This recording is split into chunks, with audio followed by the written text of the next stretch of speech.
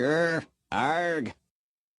Hi, guys, and welcome to the Mixtape Podcast, where we review movies from a screenwriter's perspective. This week, I will be your host. I am Dean Stark, and I am joined by my co host, as per usual, Marcelo Inostroza. And this week, we have the 1988 dark comedy slash kind of drama slash I don't really know what category it falls into, Heathers. Now, I have talked to some people about this. They don't know what it is. And that is very distressing to me because this is a cult classic movie. It is kind of like if you took Mean Girls and Jawbreaker and jammed them together, it makes Heathers, right? And if you don't know what Jawbreaker is, go watch it. It's a great movie, right? So this is Heathers.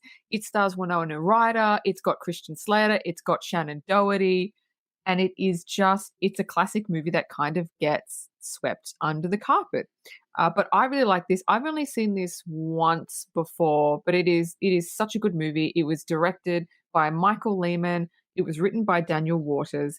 And as per usual, Marcelo, you chose this. So have you seen this before? Why did you choose this movie?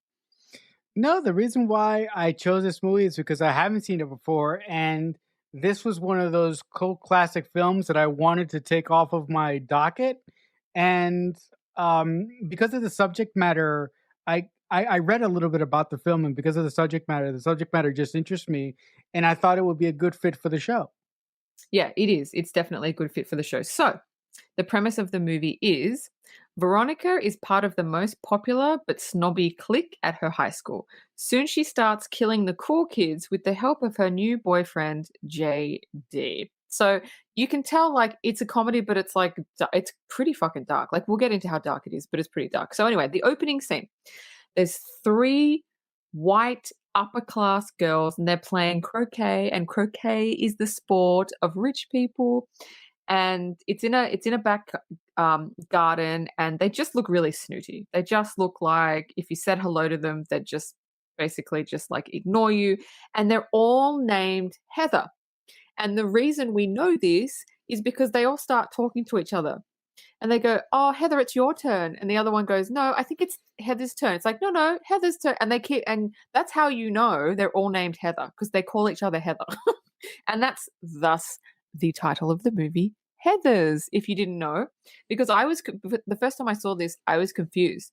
I was like, why is this movie called Heathers? That's not like a word. But then when you watch the movie, you realize, this is why it's called Heathers, which I think is a really kind of ingenious title. Anyway, they're playing croquet, and one of them hits the ball, and let me see if I can explain this right.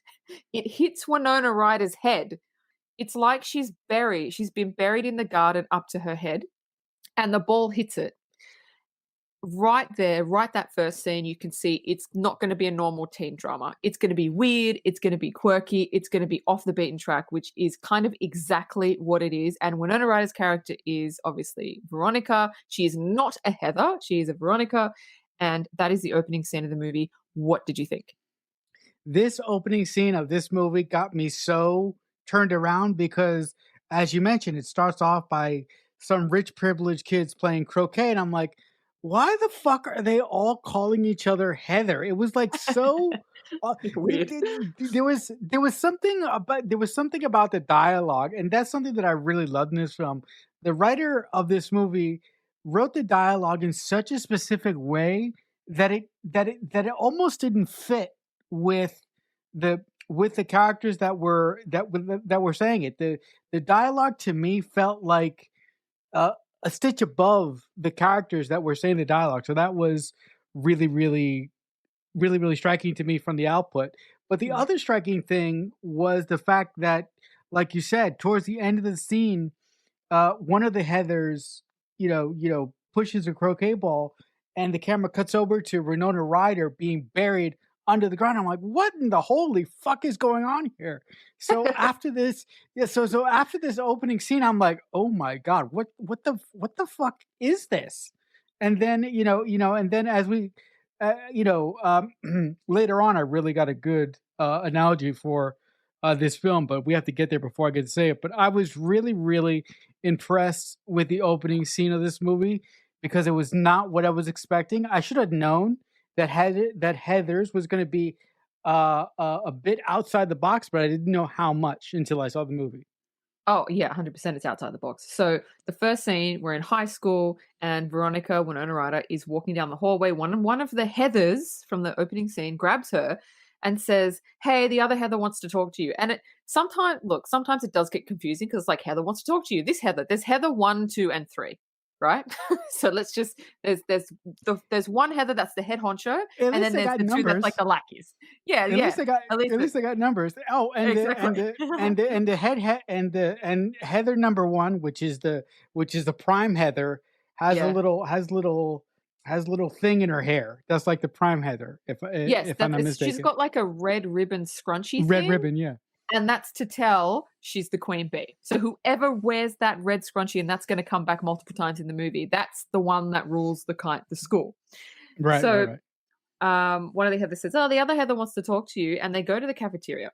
And Heather 1, we'll call her, asks Veronica to forge a love note from one of the jocks to the a woman, a girl named Martha. Now she's overweight. She's not attractive. She sits alone at the cafeteria, and she wants Veronica to write a love note, like it's fake, from one of the jocks to that girl. Because won't that be funny?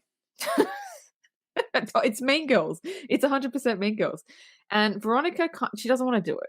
She's like, no, I don't think it's the right thing to do. I don't want to do it. But she does it anyway because she wants to be in the clique. She wants to be popular. And then, the Heather 1, the first Heather wants her to write it because she can mimic people's handwriting, right? Which is a setup because that comes back multiple times later. And so Veronica goes, okay. And so Heather 1 tells Heather 2, which is Shannon Doherty, I'll bend over. Veronica needs something to lean on. And they just do it. They just fucking do it. And so she writes the letter, either Heather 2 or Heather 3. She walks behind this bigger girl in the cafeteria and she plants the note on her cafeteria tray without her noticing. She drops it on the food tray. And the Heather that now I can't read my writing. See, I scribbled this down. I can't read my writing. Anyway, while I figure out what the fuck I've written, tell me what you think about that scene. I thought it set it up brilliantly because it showed, hey, these bitches are bitches. And it also set up, I think, Veronica kind of doesn't want to do it and she kind of feels pressured into it. So she's not a part of it, but she wants to be a part of it, kind of. No, the the one of the main thoughts that I was having go through my head as this scene developed in the cafeteria was this movie would not be made today because the way that they treat this overweight individual Mm, is completely not politically correct. It's completely mean spirited, and it's just awful. It's just yes. awful. But with that being said, I loved it because even though today we live in a PC world, high Mm. school today is 100 times worse than when I went to high school. Oh, So yeah. I re- Oh, yeah. so so I really like that. The one thing that this movie shows is it shows the high school hierarchy, right? And at the top of the food chain, you have the fucking Heathers who basically rule the school and get to do anything they want because people think that they're important. But here's the Mm. thing, those fucking people, vis-a-vis the Heathers, wouldn't be important if the other people didn't give them power.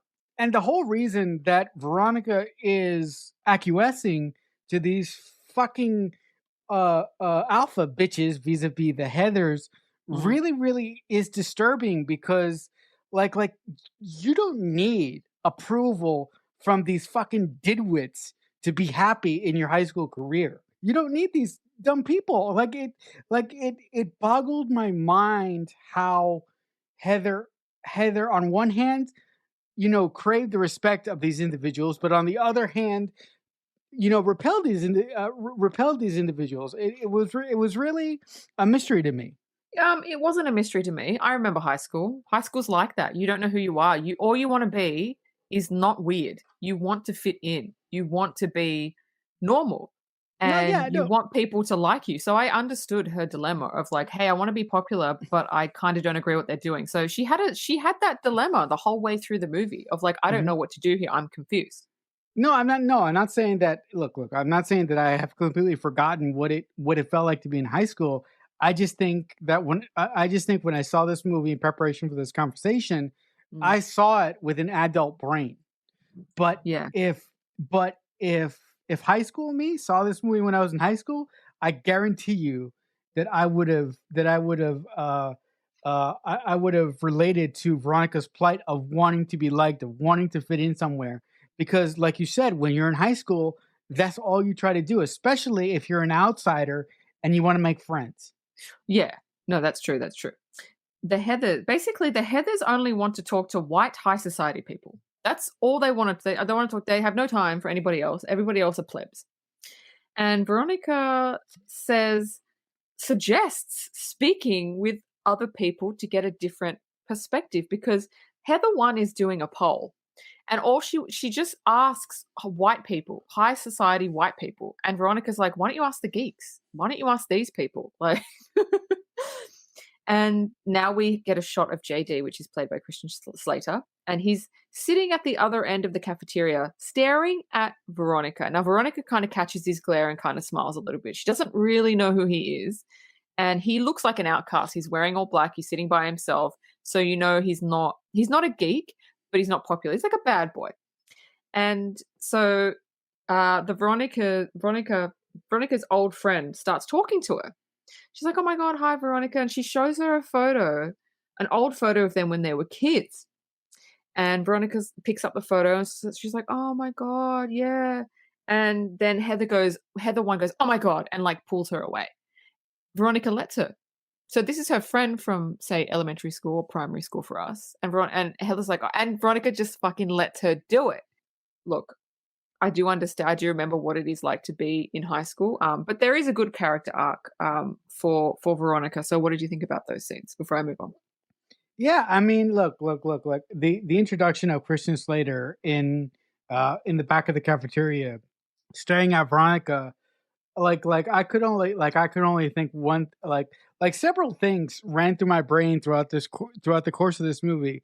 But one of the things that kept running through my brain was like, okay, this person thinks like this because the director showed him like this, and this person really wants this. But the one thing that I really thought with Christian Slater was like, okay, he's a bad boy in the back of the room. This guy is not. This guy seems a little bit off because here's the thing: people that are unstable are always the quiet ones, right?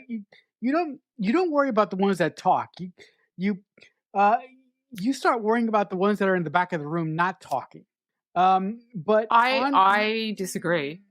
Okay, okay, but hold up.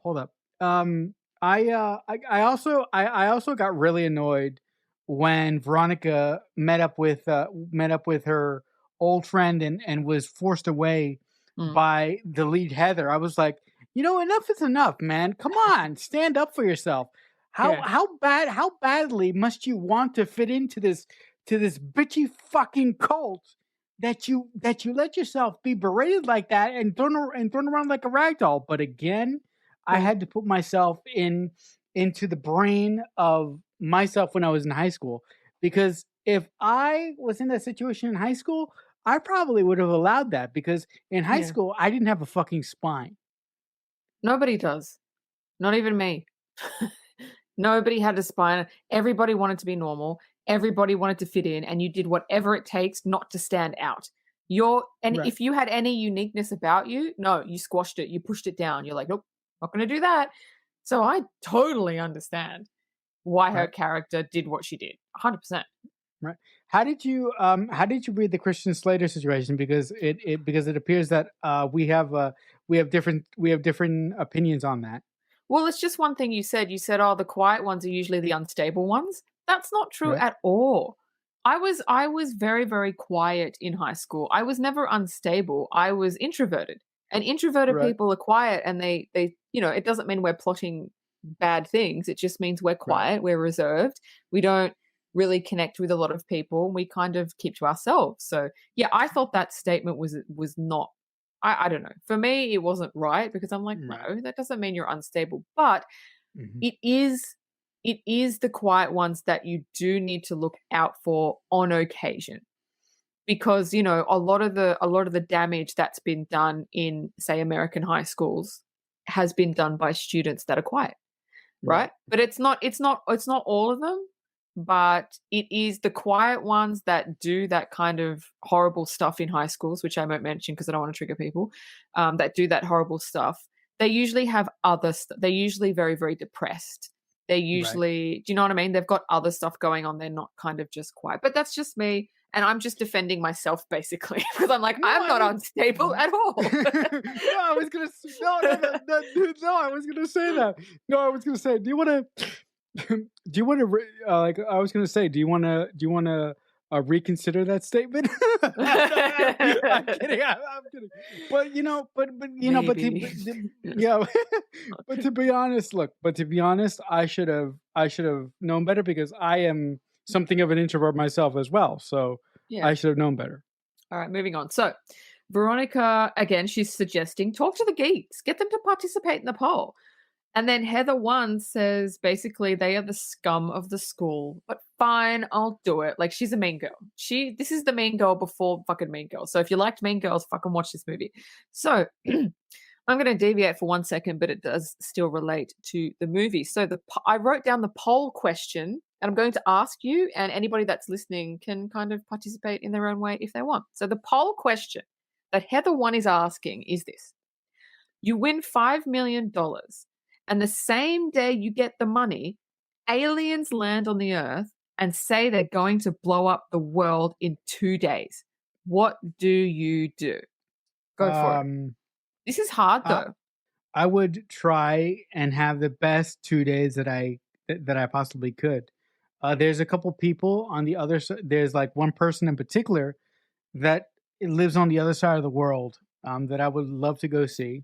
So I would try and find some way to get to the other side of the world to go visit my friend for the first time and hang out with her until the world goes all kabooey, because I'm certainly not going to hang out with some other individuals that shall not be mentioned. And I just want to have a good time and really,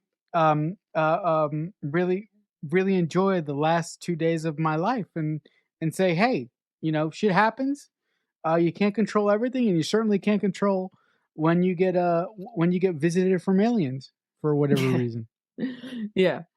So what I would do is one of two things. One, I would spend obviously I wouldn't spend the money because money doesn't if the world's gonna end, money doesn't really mean anything. I It would doesn't matter. pull No, it doesn't matter. If the world's gonna end, the world's gonna end. I would pull the person that I loved most in the world and spend the last 2 days with them. But if I couldn't, then I would spend the money. I'd be like, "Look, I got 2 days. I got 5 million bucks. What would I do?" I would get a private jet. I would fly to certain places, probably fucking Disneyland because I'm a fucking nut job, or like something somewhere that makes me happy. Somewhere, and I would pick a location, okay? If aliens are gonna blow up the world, where do I wanna die? What is the last thing that I want to see? And then I would fly to that location and sit there and wait for it to happen, and that's what I would do. You know what? You know what? I have a vision. I would actually Of the course, place you have where a revision. no, seriously. Seriously. Seriously.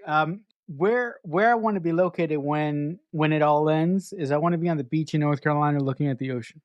There you go. There you go. That's Yeah. it. Yeah, that's That's it. it. That's it.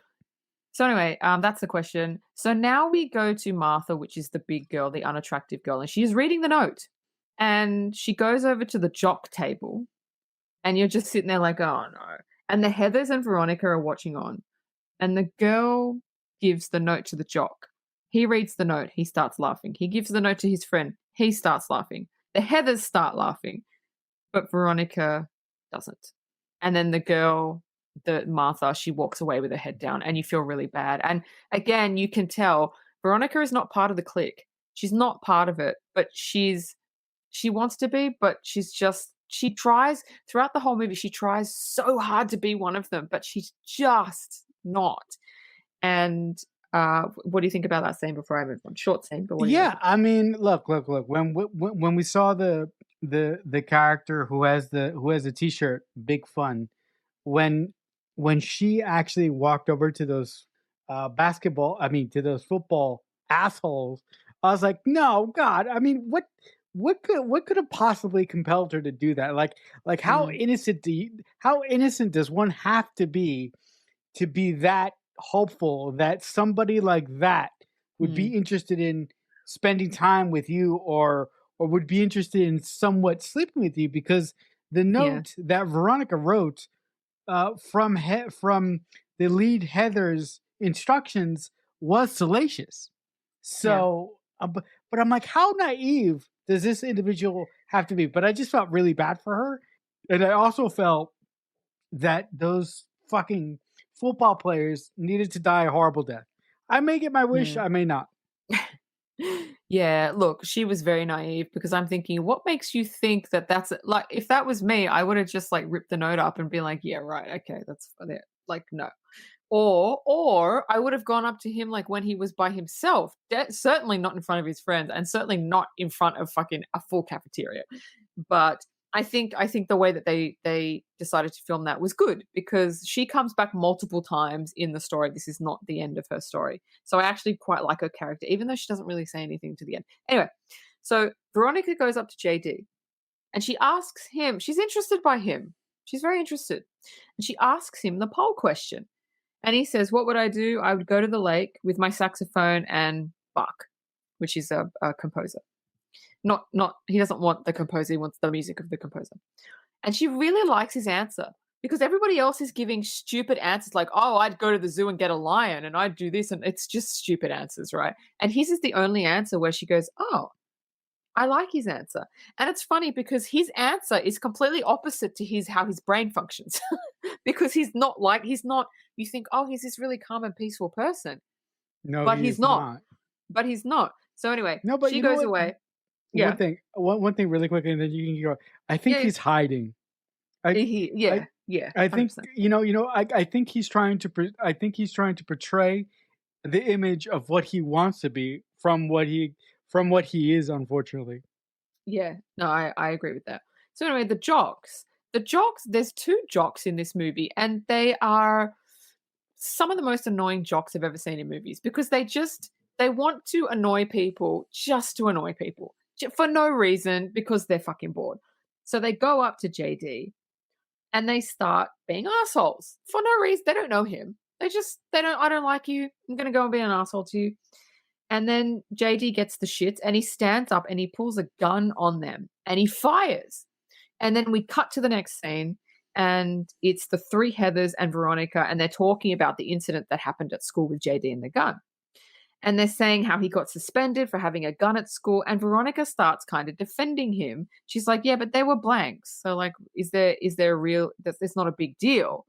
She finds nothing wrong with it, but the Heathers kind of do. And so right there, you can see that she likes him because she's defending what he did, even though there are blanks in the bullet, it's still so wrong what he did.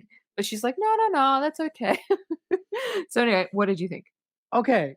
When the jocks walk up to Kristen Slater or JD, and JD and they sort of intimate that Christian Slater is gay, and they use, you know, words that are very, very They hard use and the very. F word. Yes, they do. Yes, they do. When Christian Slater stands up from the table and he pulls out the gun and he shoots, I'm like, what in the holy what kind of fucking movie is this? Yeah. Because seriously, in no world in reality would JD be able, well, perhaps in the 80s he could have, but seriously, how in the fucking hell did JD not get a fucking expelled from this fucking school? I I know. don't get it. I really I know. look, I don't understand. The I know. guy shot blanks at students with an actual weapon. I What know. the hell? But seriously, but seriously, but seriously, that is the charm of this movie. Everything Mm, in this movie is slightly off. The yeah. community, look. the community, from the school board to the people in the town to the police, all of them are fucking stupid. Like Mm. it's just this entire movie is a giant parody of what teen movies usually are, I think. Yeah. Yeah. So, moving on, we're with Veronica and Heather 1, and they're on their way to a party, and they stop at like a gas station, I think. What is it? Is it a convenience store? Convenience store. Yeah, it's like They stop at a it's a convenience store. convenience store gas station. Sorry. Yeah, yeah. And Yeah. Veronica goes in and bumps into JD, and they have a conversation. She learns that he moves around a lot, and his dad owns a construction company. And they walk out and they're kind of having a bit of a chat. And Heather One's beeping in the car, hurry up, hurry up. And Veronica looks to JD and she says, I don't like my friends. And he goes, I don't like your friends either. And so right there, she actually just says it. And like, I don't think I've ever seen a character actually turn to another character and say, I don't like my friends. So she just, you don't need to work out she doesn't like them. She fucking says it, which I love that line of dialogue. Now, what did you think about that short scene before I go to the whole party scene and what happens with that? Yeah, I was. You know what? I was really surprised what Veronica admitted to JD, because, like you said, we don't often see that in movies where our lead character admits to a supporting character in a film that she doesn't like the people that she's associating throughout the course of the film. The other thing that Veronica does, which is quite interesting, is that several times throughout the movie she we hear her internal thoughts, and she writes in a journal all the time, which Mm. I find very, very fascinating. And for me to say that I like voiceover is a stretch, because Dean will tell you guys I fucking hate voiceover. So Yeah. I thought that choice for Winona Ryder's character to come straight out and say I fucking hate my friends was an inspired choice, because by her saying that, it sort of lays a seed in the ground that at some point she might rebel. Yes. So we're at the party, and look, Heather One has made a big deal. This is a Remington party. It's a big ass deal. Like, I'm taking you to introduce you to people. And Veronica, basically, she doesn't want to be there. She's sitting next to this slimy guy and he's trying to talk to her. She doesn't want to be there. She doesn't want to talk to him. Meanwhile, Heather One is in the bedroom with her guy, and they're making out. And he doesn't say this in words, but he beats around the bush. He basically says, I want a blowjob, but not in those words, but you can tell that's what he wants. And she basically obliges. You don't see anything, but she obliges. And then we cut back to Veronica, and she's still being hit on by this slimy, disgusting guy who says, all I want is to get laid. And that repels her even fucking more. And then we cut to Heather, and she's in the bathroom. And it's over and done with, and she takes a sip of water and she spits it onto the mirror. So you can tell she didn't want to do that. She felt forced, but she felt like she had to do it because she has this desperation to be liked. She has a desperation to fit in, to have the best boyfriend, to have you know what I mean? So she will do things that degrade her in order to do this. So I just thought, oh, okay. Yeah, So but it's a little bit of story for her. It's a little bit of character development for her, a little bit. yeah, but here's the thing. I Mm. mean that scene of Heather One, acquiescing to her boyfriend's request of giving him a blowjob, really tells you one thing: is that she's broken.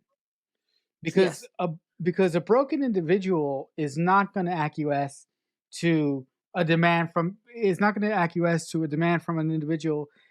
A non-broken person is not going to do something that makes them uncomfortable, but a broken Yeah. person will go that way to stay in the good graces of other people, and it's just not Yeah. necessary.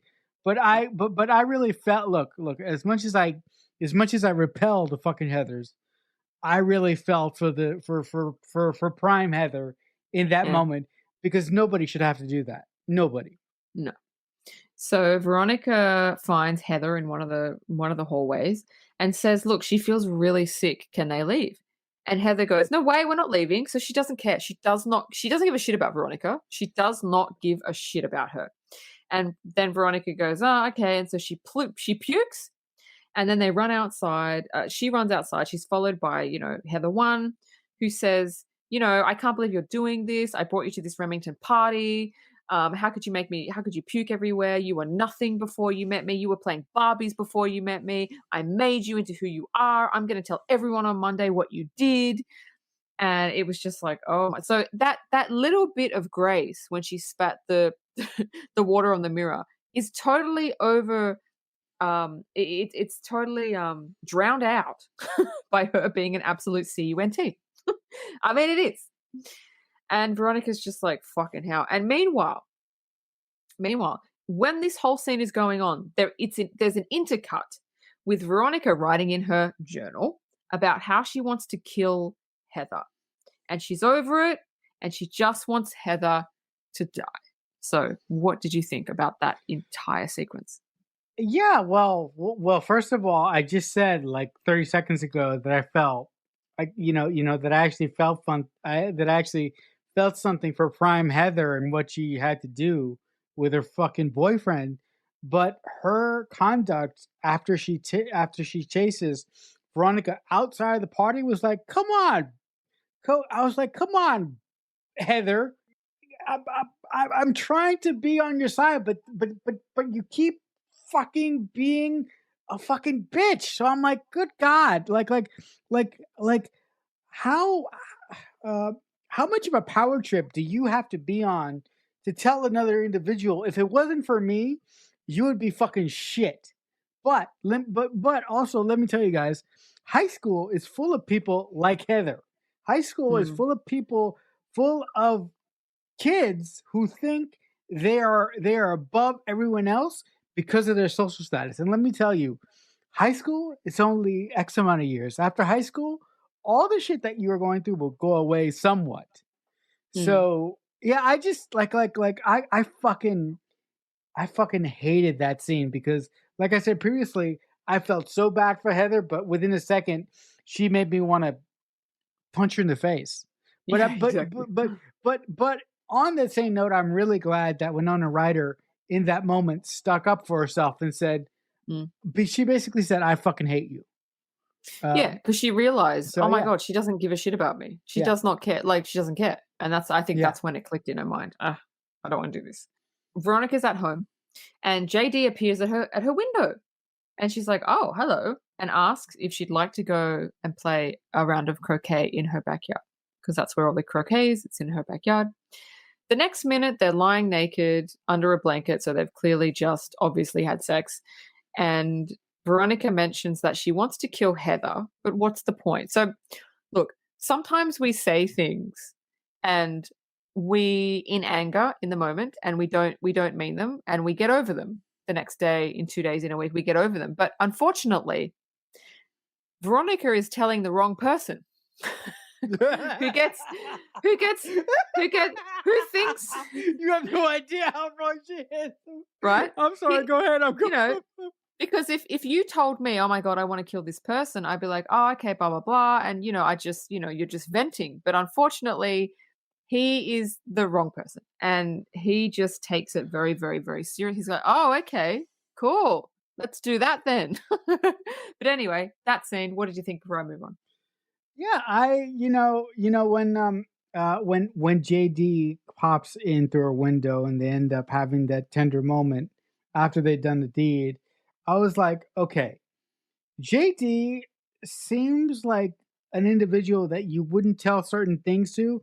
And when Veronica told JD that all she wants is the lead Heather to be dead, I was like, "Oh, sweetheart, don't tell him that," because JD comes off as Christian Slater does such a good job as coming off of someone who has so much pain within him, but does the best to sort of hide it with bravado and strength. But there's something about him that just doesn't seem right. So the second that Veronica told JD, "I want Heather dead," I was like, "This shit is not going to end well." No, I think she connects with him because he's like her in a lot of ways. He's an Right, outcast. He doesn't right. he doesn't belong to anyone, so that's why she felt, I think, so comfortable in telling him. Obviously, she doesn't know what he's really like. But we'll get to that. We'll get to that. So the next scene is we're with JD and Veronica, and they creep into Heather's house. Now her parents are out. She's rich. Her parents have gone somewhere. Veronica says, I know Heather is asleep. I know her routine. And all she wants to do is she wants to make Heather sick. She just wants to make her sick so she kind of can't go to school and say what fucking happened on the weekend. And JD pulls out something from the cupboard called hull cleaner, which is like drain cleaner. Like, let's just pretend it's like fucking bleach, right? And Veronica says, no, that's going to kill her. And JD's like, I thought that was the point. Like, he thinks she's being serious. And she thinks he's not being serious. So she pours milk. She goes, what happens if I like mix milk and like orange juice? Is that going to make her puke? Like, she just wants to make her sick. And so JD pours a glass of like the hull cleaner. Winona Ryder pours a glass of the milk, and they're next to each other. And JD pulls Veronica in for a kiss, and it kind of distracts her. And she picks up the hull cleaner, thinking it's the milk. And she goes upstairs, and Heather is asleep, and she's basically sleeping as like you would think a rich person would sleep. Like, her hair's perfect. She's got the red thing in her hair. Her pajamas are fucking silk pajamas. Yeah, she goes upstairs, and Heather wakes up. And she's like, what the hell are you two doing here? And Veronica goes, oh, I'm really sorry about what happened last night. I still want to be friends. I hope we can still be. So she gets up and she's holding Veronica's holding the it's blue. So I don't know why. I don't know. So anyway, blah, blah, blah. Moving on. She drinks it. She downs it. And then she starts clutching her chest, falls on a glass table that happens to be in her room, which is quite dramatic. And she's dead. And now Veronica's freaking out because she's like, that's not what I wanted. And JD's kind of very happy about it. And they're trying to decide what the fuck are they going to do? Like, it's done. What are they going to do? So JD says, you should write a suicide note from Heather 1 because you can mimic people's handwriting. And so she does. And that's that scene.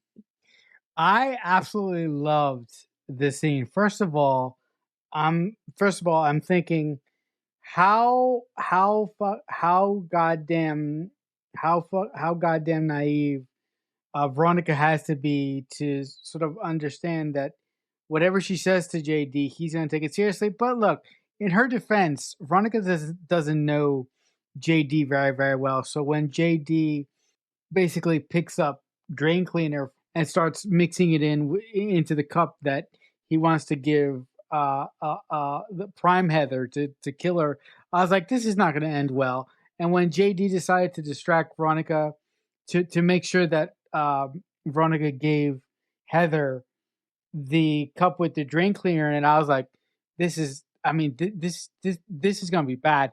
But I absolutely love prime Heather's death scene. She starts convulsing, and the last thing she says is she goes, "There's some nuts in here," and then she just falls down to she falls to the ground, goes through the table, and she's dead. And I absolutely love how goddamn panicked Veronica is, but how JD is sort of like calm and cool and collected, and that tells you a lot about JD's mental state, because if you kill somebody, the last thing you're going to be is calm and collected. Yeah, no, that's right. And it's funny because that scene, I don't know if you noticed, but I noticed. I don't know why I noticed. They had obviously filmed that multiple times before because the actress that was playing Prime Heather, her whole mouth was blue. So you could tell that they'd filmed that scene multiple times before. I don't know what she was drinking, but like it obviously made her mouth very blue. Yeah, I was actually I didn't actually pick up on that, but what she could possibly drinking was like Kool-Aid or something. Oh yeah, obviously it wasn't drain cleaner, but it was something blue. Of course not. So moving on, Veronica is at school and she's with the other two Heathers and they're in the locker room and they're talking very unemotionally about the dead Heather. One at Shannon Doherty's sitting down eating a fucking chicken leg. She doesn't care. The other Heather doesn't care. And Veronica is realizing even her friends didn't like her. Nobody's crying. Nobody cares.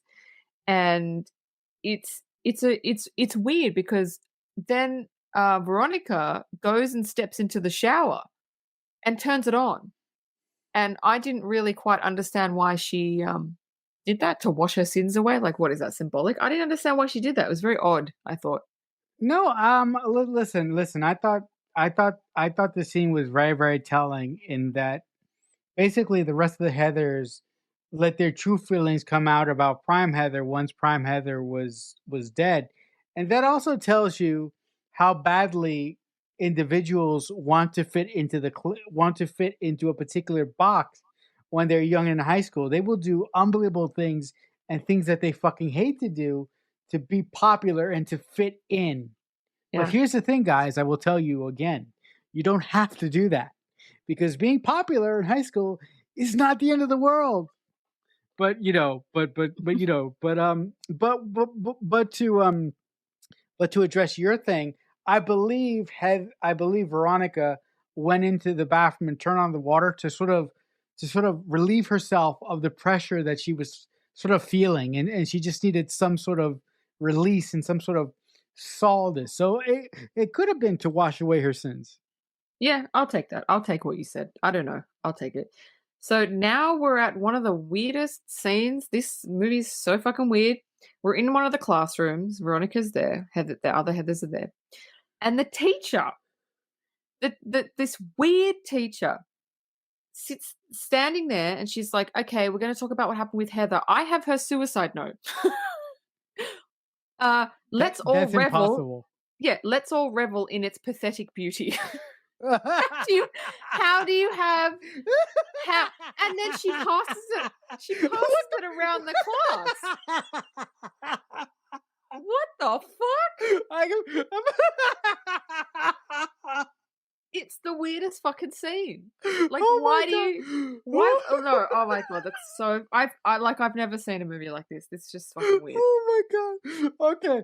And then and then one of the girls in the class says, "Oh, I heard she sucked down deodorizing agent and then went smash." And then the teacher goes, "Let's not rehash the coroner's report."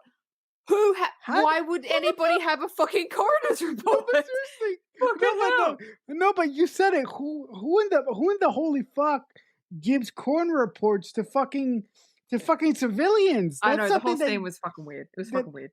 that's something that you keep in house if you're police. You don't, first of all, you don't give suicide notes to civilians, I and know. you don't give reports to civilians. So I I don't know. have much to say about the scene except what Dean just said. It's fucking weird. Fucking weird. So we're with Veronica and JD, and they're watching TV, and um, they are interviewing students about Heather's death. And everyone is saying really nice things about her. And Veronica, I love this. Veronica is yelling at the TV, "You didn't even like her. You hated her." And she's getting really pissed off, which is true. Like, everybody's saying all these nice things about Heather and nobody liked her. And she doesn't like fake people, which is why she kind of likes JD, because he's the only one that she thinks is just like a real person. And it's this look, I really connected with this because I really have an issue, and I've told people throughout my entire life, when somebody passes away, everybody always says really nice things about them. And I'm like, do no assholes pass away? Is there nobody that passes away that was a dick? Because everybody's so, oh, they were a great person. I'm like, listen, if they were a dick, fucking say they were a dick. Like, I don't know. I'm with Veronica. Like, don't lie. Just say it how that person was. So I do understand. And then quickly, JD's dad comes in and he's a bit of a fucking weirdo. And you kind of know where JD gets it from. And they have basically more of a co-worker relationship rather than a father-son relationship. So he doesn't really have love. His mum is not there. We'll find out what happened to his mum later. His dad doesn't really give a shit about him. He's a loner, and you understand why he is the way that he is. So go for it.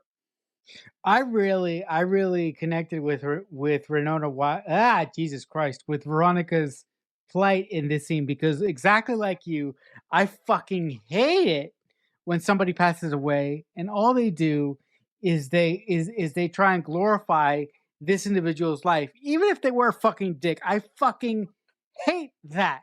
So I am right with my co-host Dean in that if somebody is a fucking dick in life, You should mention that in that at their fucking funeral. It's like doing fucking revisionist history for no fucking good reason. The only reason that you're doing that, the only reason why you're fucking lying, is to make the person's family members feel better. But guess what? Yeah. But guess what? Even their family members know that that fucking individual was a fucking dick. Yeah. The truth all the way. Truth all the way. Don't lie about someone just because they're gone. No, no, no. Truth all the way. The other thing, I find it really, I find it really shocking, and we get to really understand why JD is the way he is when his father steps in, and his father is this fucking, he's just off. His father is a construction worker that will come in later, but Mm. his father is just, he's Weird. like Dean just said, he is not, he's more like a brother to JD instead of like an authority figure. Yeah. It's just a fucking weird and uncomfortable dynamic that they have. Yes. So now we're at the funeral of Heather. And the guy giving the sermon, I don't know if you know Oh this, yeah, I but noticed. I got it. so for everybody else, the guy giving the sermon is actually Otho from Yep. Beetlejuice, which I Oh thought was yeah. pretty cool Oh because no. Winona Ryder is Yeah, there as well, and I thought, oh, I loved I it. mean, listen, even I if I had loved my it. eyes closed, I could recognize his fucking voice. Yeah, his voice is iconic. I loved it. I absolutely loved it. That's the only thing I thought of every time we saw his character. I'm like, oh my god, that's the guy from Beetlejuice. I loved it. So his speech was quite funny, and I wrote down some of it because I just chuckled. He said, "We must make sure teenagers know the name of the righteous dude who can solve all their problems, and his name is Jesus." And I'm like, oh my fucking god. And Winona Ryder's character is just like, what the fuck? Like, so the other Heathers ask Veronica what she's, and I thought, I've chuckled at this as well. So they're out of the funeral, and the other Heather goes, "Hey, what are you doing tonight?" And Veronica goes, "I don't know, mourning, maybe watch some TV." I'm mourning, maybe I'll watch some TV. Which basically, like, nobody cares. I don't care about her. I don't care about Heather one's death. Like, I don't care. So Heather, like the third Heather, asks Veronica to go on a double date with her and the guy she likes. And Veronica's like, I'm kind of seeing JD. And Heather goes, look, you just be doing me, you don't have to do anything with him, you just be doing me a favor. So Veronica says, okay, but make sure they're not going to get shit faced and take us to a pasture to tip cows. And then we cut to exactly that. And Winona Ryder's face is just like, oh my fucking God. And it's with the two jocks, and they're drunk and they're cow tipping. And Veronica spots JD because he's shown up on his motorcycle. And she said she's doing a favor for the other Heather. And JD goes, another fucking Heather. And then he says, let's go get a slushie. And she's like, yep, okay. And I love that. I love that it's so simple. Like, let's go. It's not let's go have sex. Let's go rob a house. Let's go get a slushie. Like, it's just so simple. And I loved that dialogue. So what do you think? Yeah, look. As suspect as JD is, the way that he interacts with Veronica for a large part of this movie is very simple. It's very matter of fact, and they do have a connection. But I also want to circle back to the point when one of the Heathers invites Veronica to be a double date, and like she promises Veronica that these two fuckheads, vis-a-vis the football players, won't get drunk and won't go cow tipping. But I love how the thing that they do exactly is go cow tipping, and it's fucking absurd. It's fucking ridiculous. Also, I really like when JD comes and saves Veronica. How in the background you can see one of the football players kind of trying to rape the Heather that put this whole thing together in the background. I don't know if you noticed it, but it's like the oddest thing ever. No, I thought that they were just trying Horsing to get it around. on. Yeah, I didn't feel like he was trying to do that at all. Because that's her Yeah. boyfriend. Right. Oh, yeah. That is true. That's true. So next we are with Veronica, and she's at school, and she steps into where they are doing the school yearbook, and the guy says, "Oh, we're doing a 2-page spread on Heather," and Veronica is like, "What the fuck?" Like, I'm sorry. Go ahead. Go ahead. Go ahead. Go Because Veronica is such a Veronica, and she's just like she can't believe that this is happening because everybody hated her. And what the fuck is this bizarro What the world where hell? What everybody are they is doing? doing? What the fuck are they doing? What? And then I'm sorry. Go. and then some girls come in giggling and they're asking, "Oh, how was your date last night?" to Veronica, and Veronica's like, what are you talking about?" And they say like, one of the jocks are saying that him and his friend basically tag teamed her, and she's fucking pissed. She is fucking pissed. So we cut to Veronica and she's at home on the phone and she's talking to one of the jocks and she's being all cutesy. She's like, "Yeah, I always wanted two guys at once. Do you want to meet me? Oh my God." Just like, oh, and JD's sitting on the edge of the bed pissing himself. So she hangs up the phone and they're going to meet at like dawn the next day. And JD gets his gun out. And Veronica says, "The bullets are blanks, right? I just want to scare them." And JD goes, "No, they're tranquilizer bullets. Don't worry. They'll be out. It'll just knock them out. It'll be fine." So Veronica like believes him. And she's written another note as if from one of the jocks. And it's basically saying, "I'm in love with my best friend who's a guy.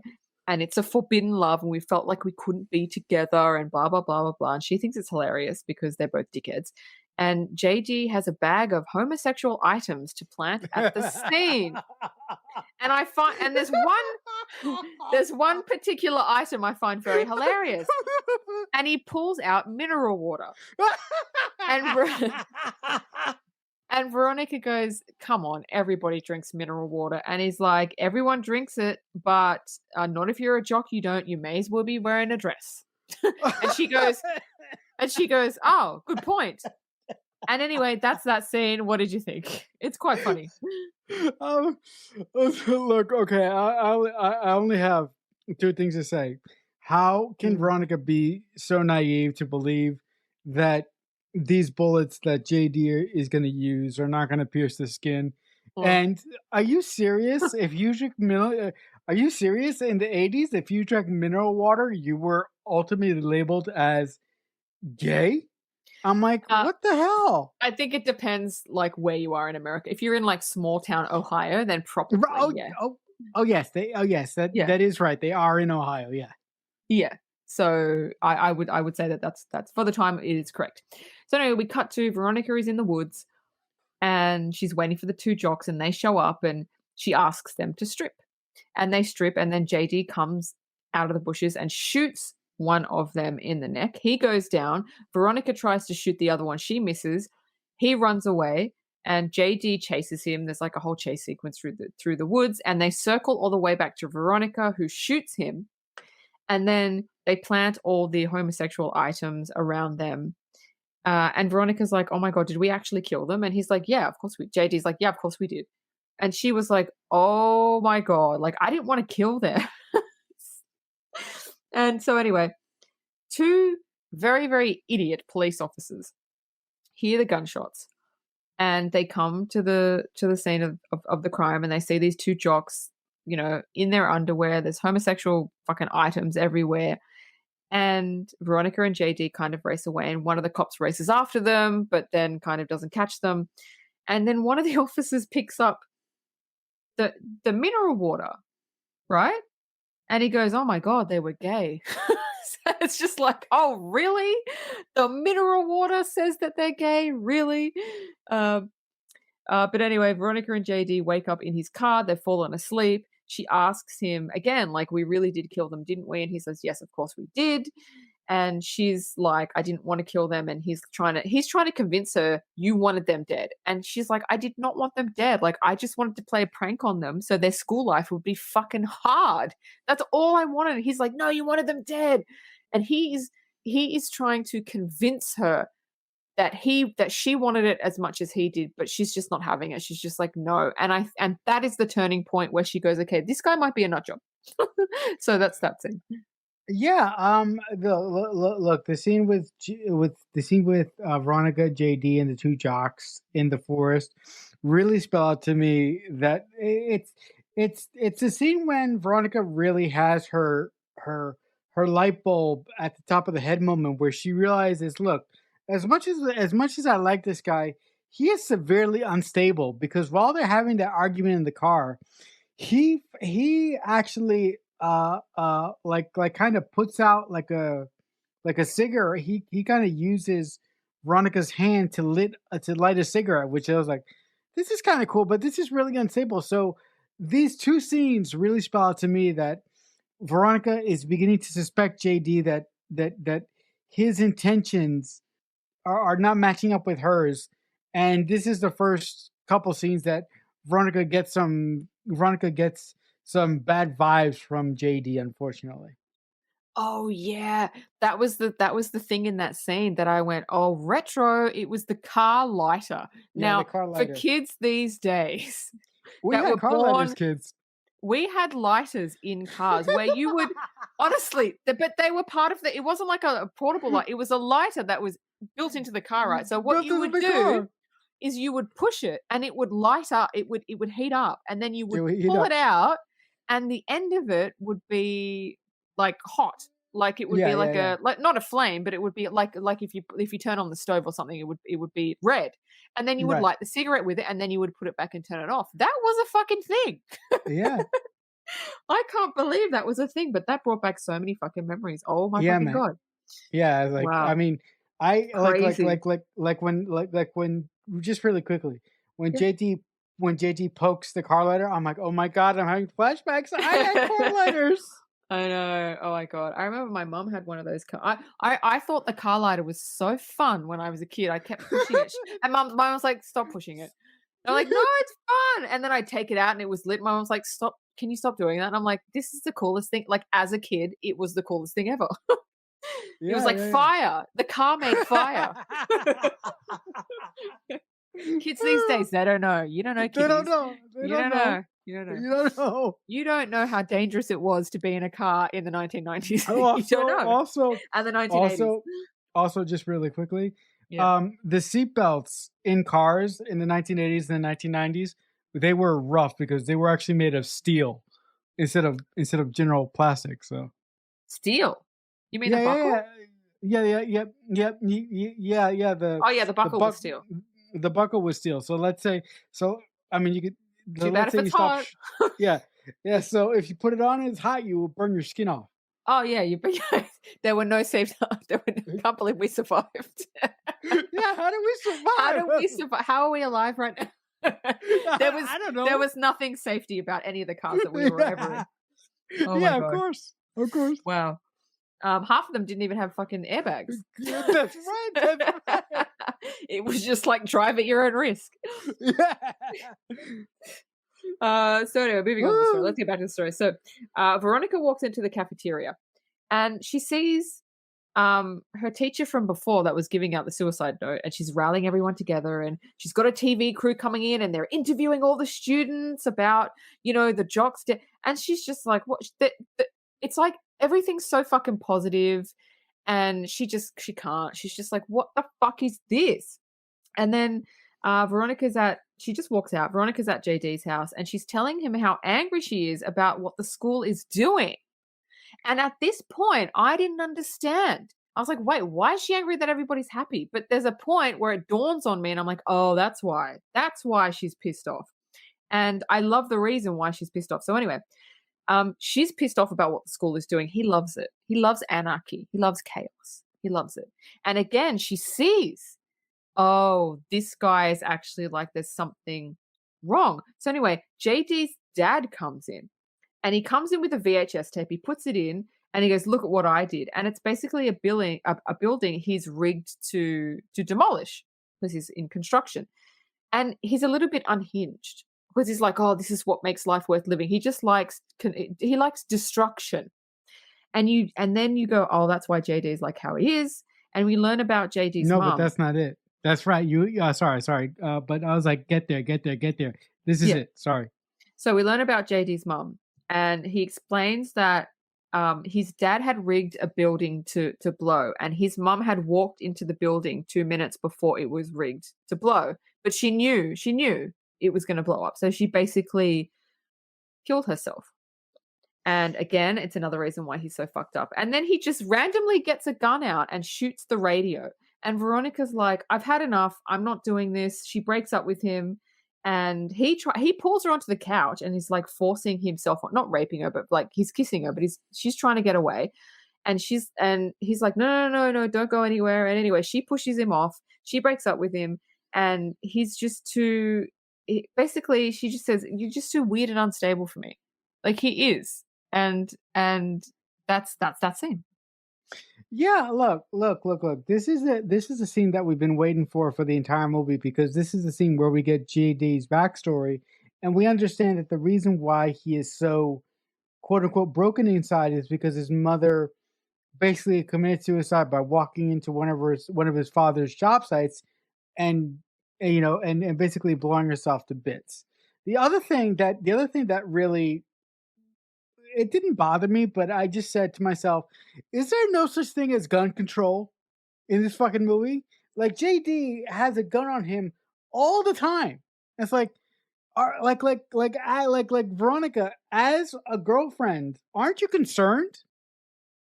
And Yeah, look, and I understand that Veronica, until basically two scenes ago, had blinders on, and she just wanted to do what she wanted to do. But I think that it took Veronica too long as a character to really understand how broken JD was. There- there's a difference between liking somebody and understanding that if that person that you like has something broken within them, which clearly JD does. I think she saw the red flags, but just like in real life, if you really like someone and you connect with someone, you just dismiss the red flags. You're just like, until it becomes too much and you go, Right, okay, these are too many red flags. I have to walk away. I think that's what happened. right. So that's why it took her so long. Mhm. So we are at, we're with JD, and he visits Heather number two, which is Shannon Doherty, with an old photo of her with Martha, the big girl, because she used to be friends with Martha. And she's basically like, where did you get that? Like, she doesn't want anyone to know that she used to be friends with this girl that nobody wants anything to do with. And he says, all I want from you is for you to take Heather One's place and basically be Queen Bee. That's all I want. And I will be asking you for a favor. And it's not a big one, it's nothing weird or anything. I'll be asking you for a favor down the track once you've kind of cemented that you're Queen Bee. And he hands her the ribbon, the red ribbon that Heather One used to wear, that basically says, hey, this is Queen Bee. Now, you don't know what the favor is yet. And you don't know quite why he's asking her. Like, why would he want that? Because he's so kind of against all of that. And a short scene after that is Veronica. I really, really like this scene. Veronica goes to Heather One's locker, the dead one, and she opens it. And she sort of has a realization about what she's done. And it's taken her this long to realize, oh my God, she doesn't say anything, but you can see it. Like, oh my God, I killed someone. I took somebody's life. Oh my God, oh my God. And it just, see, Winona Ryder is so good. She's literally in all my favorite movies. Her face is so expressive of, oh my God, what have I done? Without actually saying anything. So I absolutely love that scene. So what say you about those two scenes? First of all, Winona Ryder, I have to echo those thoughts really, really quickly. Winona Ryder is the queen. She is some like her facial expressions, like Dean just mentioned throughout this movie and several other movies. She can convey so much with her face, and an actor who can do that really shows you how much of a master of their craft they actually are.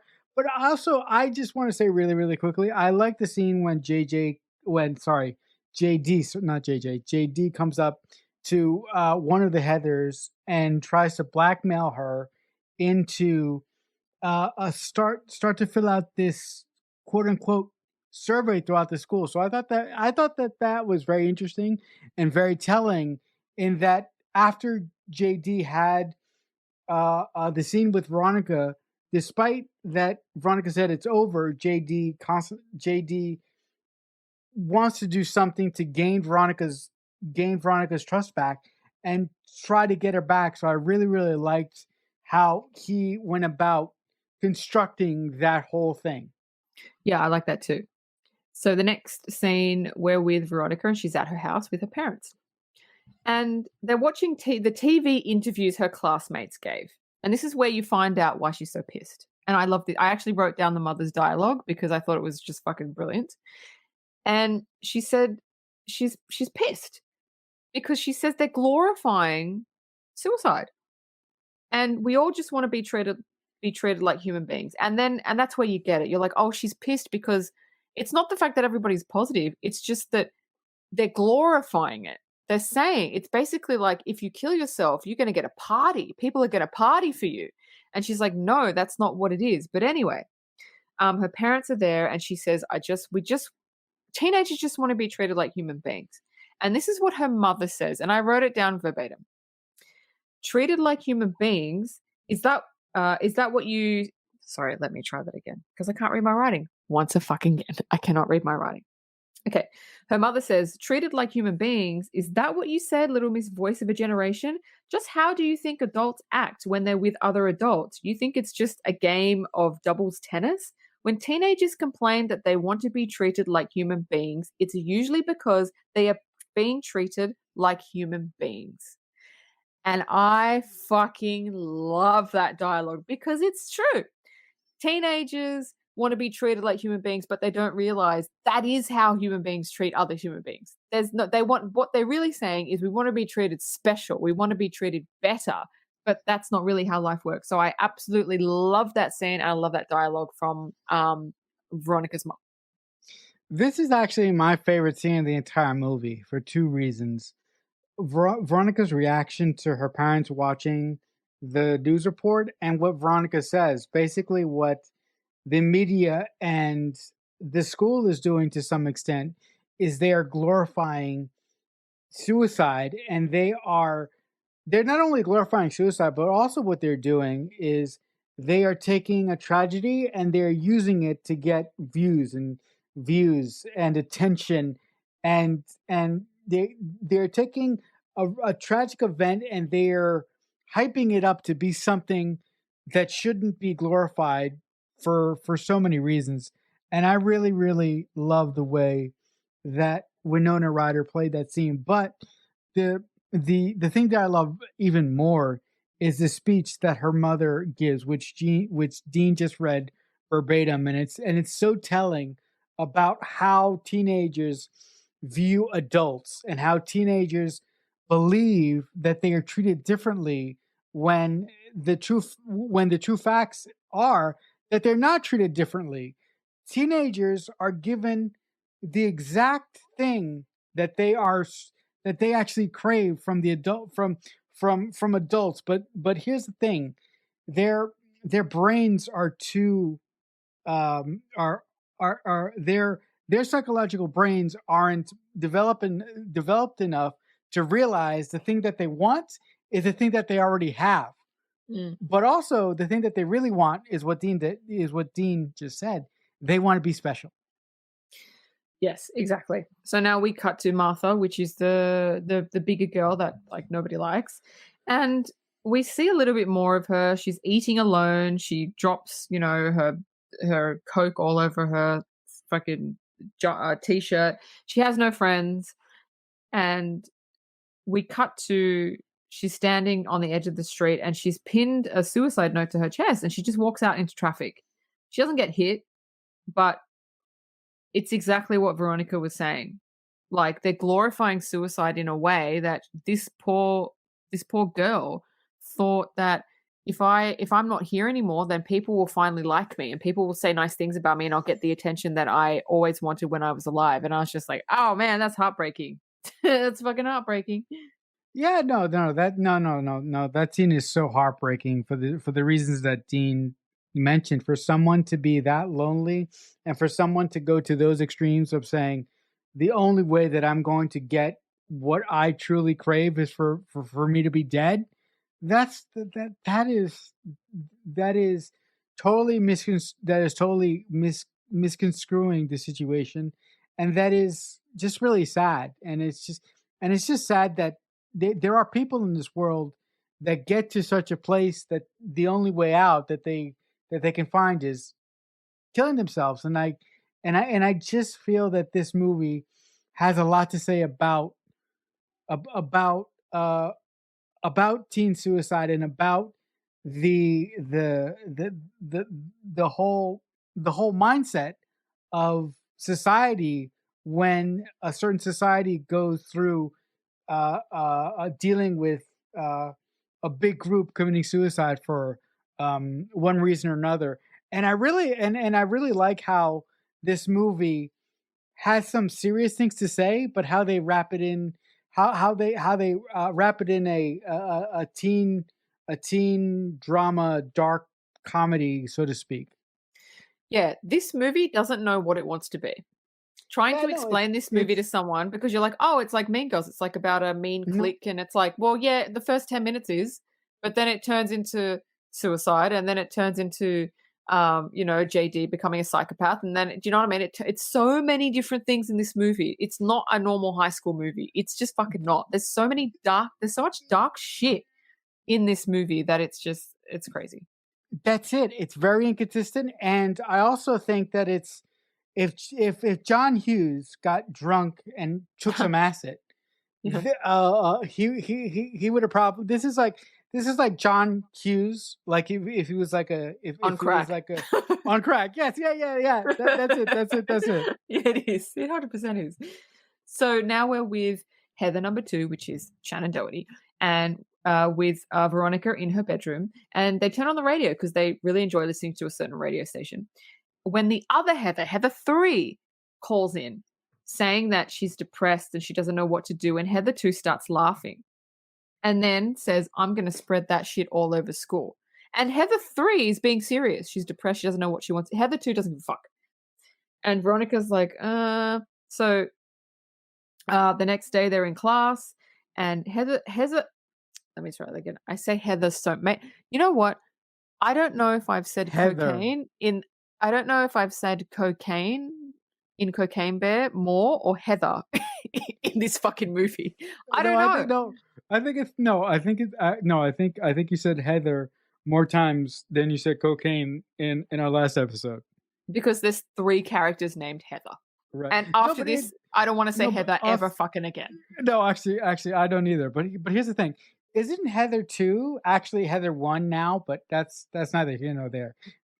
Please don't confuse me. I can't. No, Please don't. I don't want. No. I'm sorry. The numbers are the numbers. Okay, the numbers are the numbers. I'm sorry. The other thing. Okay, technically you are right, but please. Yeah. Heather 3 is in the classroom and she's clearly upset because everybody knows what she said on this fucking radio show. And she rushes out of the class to the bathroom. Veronica follows her, catching her basically putting a whole all these pills in her mouth. A whole bottle of pills. And she basically hits them out of her mouth. And she's basically saying, what the fuck are you doing? Like, how stupid can you be?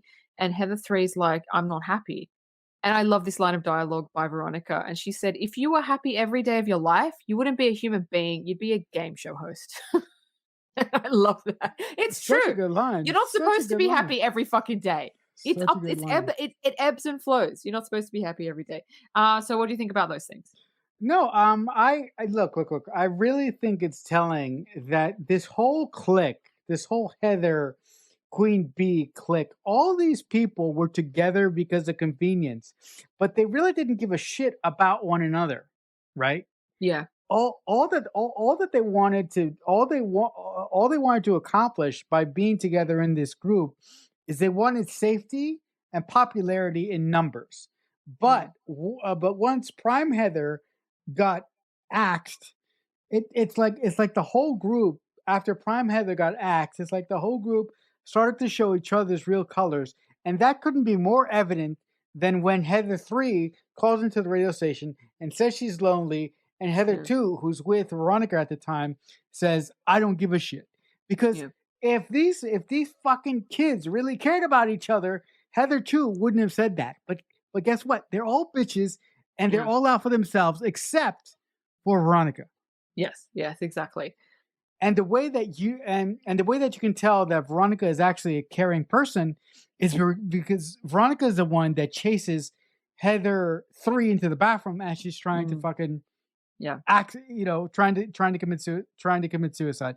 And I also love what she really says, that if you were happy all the time, it would be weird, or you wouldn't be human because nobody's happy all the time. So I really love that line as well. Yeah. So we're with JD now, and he's pulling in his favor from Heather too. And he says, I want you to get every single person in this school to sign this for a band to play a prom. Also, that's what he tells her. And she goes, yep, cool, I'm on it. And Veronica sees JD in the hallway when he walks out of the room and basically tells him to fuck off. And he's so mentally inept that he doesn't really believe her. He's one of those guys that even if a girl tells them to fuck off, he'll be like, oh, cool, I'll see you tomorrow. Like, come on, I'll go to you. Do you know what I mean? It's like it glazes over that she doesn't want anything to do with him. Either he just doesn't believe it, or he's just mentally unstable that he just doesn't want to believe it. I don't know. I don't know. So what do you think? No, no. Just to mention the whole thing about JD not being able to get a hint. I used to be that guy. I used to be the Yeah. guy that always pushed until the breaking point. And the reason that I was that guy is because I wanted to connect with people so bad that no matter what they told me, I had blinders on. I wasn't Mm, mentally unstable, but no matter whatever they told me, I had blinders on, and I was going to get the attention or the thing that I needed out of this person, no matter mm, what. And yeah. I'm going to bring it back around. That put me in so many difficult situations, and that brought me so much heartbreak later on in life. So I really kind of understand where JD's coming from, but I also am like, this is the behavior of someone who is clearly not well, because someone who is in their right mind would understand that when a girl says it's over, it's fucking over, and there's no future here. So the fact that JD didn't understand that, I completely agree with you 100%. Mm. That does show that he is not operating with a full deck here. Yeah, yeah. So Veronica gets home and her parents tell her, "Oh, your friend JD stopped by and they told us that you were thinking about killing yourself." And she's just like, "Oh, what the fuck?" And she's fucking pissed. And she goes into her room and there's a Barbie doll hanging by a noose. And then JD's in her room and she calls him a psychopath, and they go into the kitchen and he grabs a knife, and we realize he basically just wants to kill people. And the next on his list is Heather too. So now we cut to a weird funeral sequence of Heather 2, Shannon Doherty, and Veronica sees Heather 1, the first one that died. And she says, "Oh my God, my afterlife is like so boring." And then she wakes up and we realize, oh, that was a dream. And then Veronica gets up and she starts writing in her diary, "Let's see what you do with an unscheduled suicide." So, and I was like, ooh, so what do you think about that? I was absolutely scared to death when Renata Wider got up. She went over to her journal and she basically wrote in her journal, "Let's see what you do with an unscheduled suicide." Because the scene that we get next, I was like, no fucking way. This movie did not go there. For a split for a split second, I was like, if any movie's gonna go there, it'll be this movie. But I'm so happy that Winona Ryder knew how to hang herself properly, and she distributed the weight properly. And Yeah. I absolutely love two scenes when JD comes in and sees Winona Ryder's supposedly dead body hanging there, and this speech that he gives, I think, is just great. But I also really love when Veronica's mother comes into the room a little bit later, and the look of shock and sadness on her face is really telling. But I also really love what she says about Veronica. That she starts to confess her sins of being a bad mother, and then all of a sudden, Veronica's head lifts up, and she goes, "Oh, how are you doing, Mom? Is it time for dinner already?" I Yeah. love that. I absolutely love that. Yeah, so JD climbs up a ladder into Veronica's room, and she finds Veronica hanging by a noose. And it's funny, his reaction is just like, "Oh, he has no emotion," and you kind of Yeah, knew it. that's a problem. Yeah, you kind of knew he had no emotion, but when he sees the girl that he really wants to be with dead, he just doesn't care. He's like, "Oh man, this sucks. And you're like, oh, he's actually a psychopath. Like right then, I was like, oh, he's a psychopath. And he starts on this rant about how he came here to kill her or to get her back. He wasn't sure. And how the petition that he gave Heather to, nobody even read. Everybody signed it. Nobody read it because if they did, they would be signing. They would know that they were actually signing a massive suicide note because he wants to blow up the school. And you're just like, this movie took a fucking turn. It took a fucking big giant turn. No, I mean what you said before is very, very accurate. This movie starts out being a couple of things, but in the third act, this movie goes into fucking La La Land. I think this movie becomes very, very serious very, very quickly. Oh yeah, and then JD leaves, and her mum walks in, like you said, and Veronica, and her mum's like, "Oh my god!" And anyway, Veronica opens up her eyes and she jumps down. She goes, "Hey, mum, why are you so tense?" Oh my god, if that was my daughter, I would have a fucking heart attack. So anyway, the next scene, JD's making the bombs. It's just a shot, not really a scene. And now, or at school, and JD is planting the bombs around the gym and the boiler room because there's an upcoming assembly. Now, I want to ask you something very, very serious. Are you ready? Sure. What the fuck is a boiler room, and why does every American school have one? The boiler room controls the entire heat for the building. What do you mean heat? Well, like what heat? You have heat in your schools? Okay, yeah, of course you do. What? No. So hold up, wait a minute, whoa. The boiler room is where it's where you put all it is where you put the air conditioning units for the entire building. You had aircon? Yeah. At Australian high schools, listen up, people. At Australian high schools, there's no heating. If you're hot, you open a window. We don't, and we have those fans, the ceiling fans. Wow. What the fuck? What are you talking about? Heat and aircon in a school? What the fuck is that? It's fancy as shit. Yeah. And in Australia, it gets like it gets like 100 degrees. No, open a window. You're guys. In America, we're special. In more than one way. I'm so sorry. In more than one fucking way. Oh my god, that's blowing my mind. I'm so sorry, sweetie. I didn't mean to say that. I feel so bad now. I'm sorry. Wow. You know what?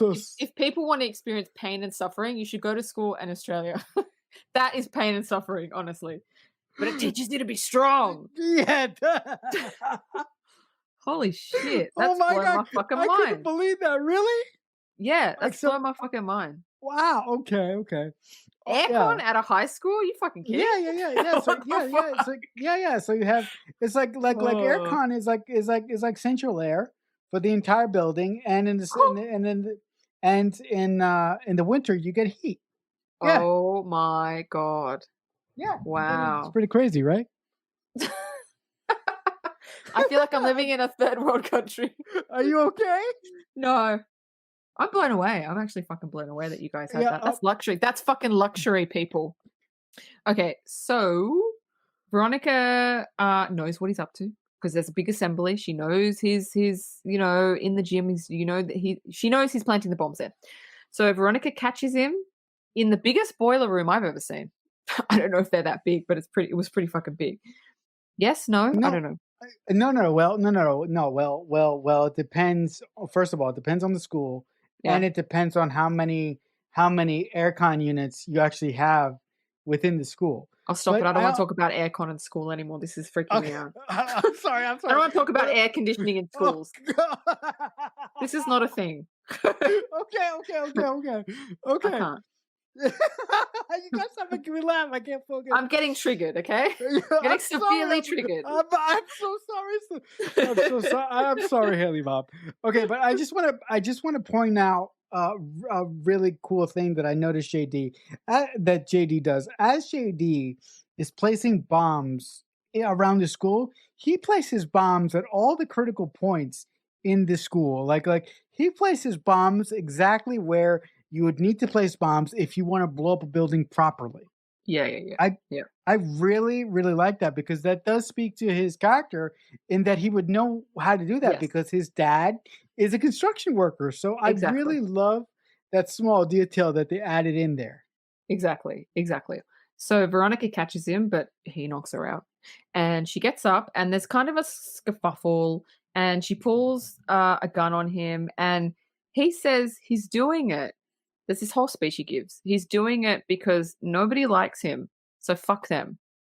And then you understand, like, he's psycho, but his mum died. His dad doesn't give a shit about. Nobody gives a shit about him. Nobody pays him any attention. And so you kind of understand why he's doing that. He's like, why do I care about the school? Fuck them. Everybody fucking hates me. I don't give a fuck. No, you Let's feel go out bad in a for him. That's fucking yeah. yeah. You feel bad for Yeah, him. Let's go out in a blaze of glory. yeah, you completely feel bad for him because when somebody is ignored like that, when somebody is pushed aside, all they understand is what's wrong with me. Like Yeah, what did I fucking do wrong to make everybody not give a shit about me? How can yeah, I make people fucking see me? And look, yeah. perhaps this is the only way that JD can get some fucking attention and get some peace. Mm. Also, um, yeah, it's just really sad. Yeah, so she ends up shooting him and well, she's asking him, "How do I turn the timer off?" Because there's a timer there. Now, this is the bit I didn't really get because I don't know anything about bombs. Mm. She shoots him, and then he plunges a knife in the top of the dynamite, and it stops the Nope, timer. I don't yeah, nope, that's a no it's a no, no, right? That's no, weird. no, no, no, no, no. If no, if you actually did that with a ticking bomb, that motherfucking thing would have go. That thing would have gone off. Well, that's what I thought, so Because that was a bit weird. that is completely writer's license. I mean, guys, as writers, Dean has done it. I have done it Yeah. multiple times in my career. Mm. We do shit sometimes in scripts where we do shit sometimes in scripts that doesn't make any sense because we need something to happen. Yeah, yeah. And I think in this one moment, as brilliant as the writer who wrote this movie has constructed this movie, which I think is great, that Mm. was the one moment where I go, "Oh, I saw what you did there because you had to do it." Yeah. So, Veronica walks out of the school. She's her fucking hair's disheveled. She's got blood everywhere on her face. She walks out of the school, and then JD walks out after her, and she's like, "What the fuck? I shot you!" But he's like, he's clutching his chest, and he's stumbling down the stairs, and he shows her he has a bomb strapped to his chest. And JD says, and I love this. He says, "Now that you're dead, what are you going to do with your life?" I love that because he went around telling everyone she's dead, and she pulls out, and I love this. Okay, let me say that again. Now that you're dead, what are you going to do with your life? And she pulls out a cigarette and puts it in her mouth, and I was like, "Oh, you're a cool cat, babe. You're a fucking cool cat." I'm going to have a smoke. That's what I'm going to do. Yep. And then she stands there with the unlit cigarette in her mouth. She just looks at him. He walks away. She's not even trying to stop him. She's over it. She's fucking over everything. And then you don't see it, but you have a shot You of like hear it. inside of the assembly and you hear this like bomb go off. And then you cut back to her and she's all covered in this like smoke soot and the cigarette is lit and she just takes a drag of it. Just stands there and takes a drag of it. And I'm It's like, so cool. you are That the is so coolest fucking shit. cool. She doesn't even she's at that point where you get to a point where you just don't give a fuck. Yeah, yeah. And she just She takes a reached draw it. of the smoke. I fucking love that. And yeah, anyway, what do you think about that scene? I look. The fact that after Veronica shoots JD's finger off and goes outside the school, how JD's still standing, I don't get. But also, I love the fact that JD ultimately had a grand plan of killing himself, and the fact that he basically does, basically does a suicide bomber run to himself was just great. The fact that Mm. at this point, Veronica's character doesn't give a shit, where she puts the cigarette in her mouth, and after JD blows, blows up. I love the fact that the fire from his explosion lit her cigarette. I thought that it was the fucking So coolest good. thing ever. She doesn't even miss a beat.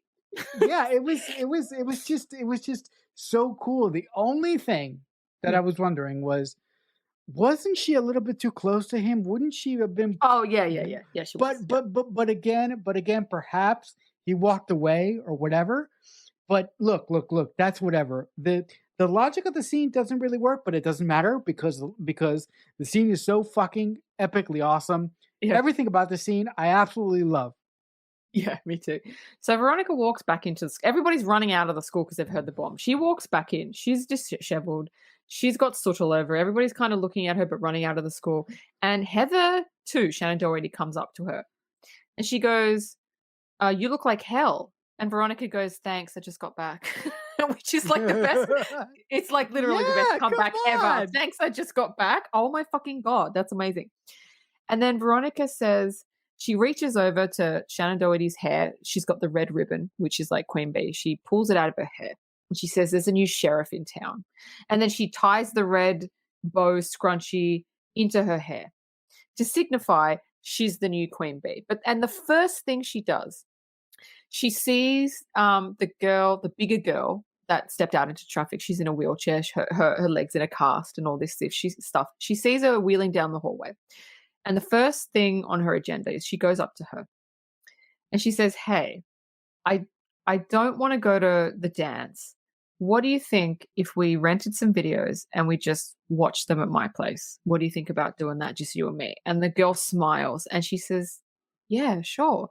And then they just walk down the hall together, and that's the end of the movie. And I thought that was beautiful because she's the Queen Bee, yes, but this is how she's going to do it. She's not going to do it how they did it. And I thought that was beautiful, beautiful character arc. Yes, I absolutely love it. I absolutely love that once Veronica steps into goes back into the high school, she meets up with Heather too, and takes the red ribbon off her forehead, becomes Queen Bitch, but I also becomes Queen Bee, not Queen Bitch. I also love that her first act as head queen is to signify that she's going to run things a little bit differently. She's going to run things with kindness and respect. And Yes. I absolutely love that she goes up to the heavyset girl that ran herself into traffic and says, hey, why don't we get together and watch, have some popcorn and watch some movies together instead of going to the dance. That's a very Dawson's Creek thing to do. And I absolutely loved it. I just thought the final 3 scenes of this movie were just dynamite, and I love the way that it ended. I did too. So, on to my trivia. Are you ready? Yes, go ahead. Okay. The same week Winona Ryder got the script for this movie, a student from her high school actually committed suicide, which is what pushed her to actually taking on the role. Oh, really? Oh my God, that is so sad. How old do you think? Just real quick, how old do you think Winona Ryder was when she did this movie? Oh, I don't know. I have no idea. Because she said it was because so was she like in high school when she took this movie? Well, it could have been when she left high school, but from her high school. Oh, okay. Like okay. She doesn't necessarily have to be in it. Right. But right. So that's just so sad. That's so sad. Yeah, it's so weird, right? So Winona Ryder's agent told her she should not take on this role as it would end her career. Bullshit. Listen, actors, sometimes you got to go with your gut. Don't listen to your fucking agent because this is what actually kind of not put her on the map, but like this was like big. No, but when it came out. No, but the other thing is that as actors, you have to do things that speak to you. You have to do things that make you feel something. You can't just do quote unquote, blockbuster movies just to make your agent happy and just to just to be above the fold or just to be top billed your entire career. The other thing I would say to this agent is that she's fucking Winona Ryder, bitch. Yeah. So the next one is Tori Spelling saw Shannon Doherty in this film and recommended to her father to cast her in 90210. Oh, that's how she got the role. Oh my God, really? Funny. Wow, right? that's funny how things work. It's funny how things work out. Brad Pitt actually auditioned for the role of JD. What? Yeah. No. But they thought he was too nice looking. He didn't look like rugged enough. I agree. No. Yeah. No, I just real quick. I thought Christian Slater did such a good job in this movie. I did a great job. He usually does. Yeah. The role of Veronica was intended for Jennifer Connelly, but she turned it down. Oh, That okay, would have been that's interesting. interesting. She would have done great. She would have done great, Yeah, I think. yeah. No, but you know what? I'm kind of partial to Winona Ryder. Like as an adult, I'm really beginning to really understand how much of a powerful actress Winona Ryder is, and Mm. how awesome she is. Yeah, she's Not great. not to say I didn't know that when I was a kid because Beetlejuice is my jam, Yeah. but it's like as an adult, I'm finally starting to see it now. The last piece of trivia I have is the movie was filmed in 32 days. We're done. After a long fucking time, we're done. You know what? You know what I was thinking? How many people actually stay for this? You know what I mean? Like after I say or you say this is the end, how many people click off the podcast? I have Or no do you know idea. what I mean? Because like, does anybody want to listen to us wrapping up the show? I don't know, but we're going to do it anyway because we don't care. Because there's always going to be that one person that goes, "I love the way you wrap the fucking show up," and I Yeah. listen right to the fucking bitter end, Yeah. and we do it for you. Yeah, We we do it do it for for that you. one fucking person. so, so I'm ending the show. If you want to send us an email, questions, comments, complaints, if you want to request we review a movie, you can email us at themixtapepod@aol.com. Next week, we have RoboCop, the original, not the remake. So be sure to tune in for that. And remember, I'm going to do my nice tone now. I'm going to do my nice tone. If someone is kind enough to make you a mixtape, that must mean that they really love you. The Mixtape Podcast is a Balloonhead Productions presentation.